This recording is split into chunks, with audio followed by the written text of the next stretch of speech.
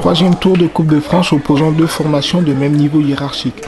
Tournefeuille et Tarbes évoluant de la poule A de Régional 1 et s'offrant une première mi-temps sérieuse avec pour première situation les tentatives des deux numéros 7, Kevin Monnier pour Tournefeuille et Ruben Aoustin pour Tarbes. Les locaux plutôt bousculés par un collectif pyrénéen bien huilé, mais encore trop imprécis dans le dernier ou l'avant-dernier geste. À l'image du plat du pied trop enlevé de Rondré Antsara sur contre-attaque ou du coup franc trop faiblement cadré de l'attaquant tarbé. Quand Tournefeuille faisait lui parler le danger sur les tentatives de Yousri Dehimi ou de Christophe Grondin. Tournefeuille très présent sur le but visiteur en entame de seconde période où Arberé manquait d'abord de tremper son propre gardien, avant une tête catapultée sur la barre transversale tarbège ou une tentative de Swender fuyant le cadre du portier adverse.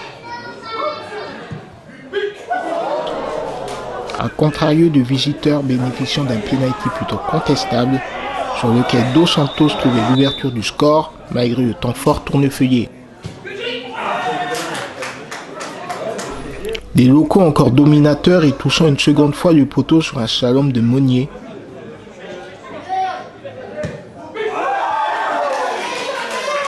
Et finalement récompensé par l'égalisation de Dehimi pour une séance de prolongation. Des prolongations plutôt bien gérées par des locaux s'y procurant encore les meilleures situations, dont la réalisation rapide de Kevin Monnier et la marque qui dès lors ne devait plus évoluer.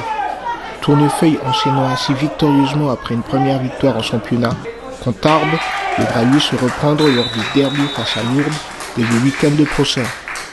Oui, victoire méritée dans l'ensemble, avec une belle réaction sur la seconde mi-temps.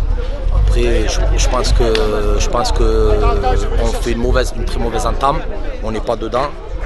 Ce qu'on peut retenir, c'est que il y a un groupe étoffé, tant mieux, tout le monde a pu jouer. Voilà, faut rester à sa place, il faut rester humble, comme je leur ai dit. La saison va être très longue, surtout que cette année, on tombe sur un championnat où il y a déjà des favoris, Rebelote avec Castanet, Golfech qui je pense sera sur le tableau et les petits qui vont se battre, notamment à partir de la semaine prochaine où on se déplace à Auxonne, où on est attendu. Voilà, donc ça va être un championnat très alléchant, très serré.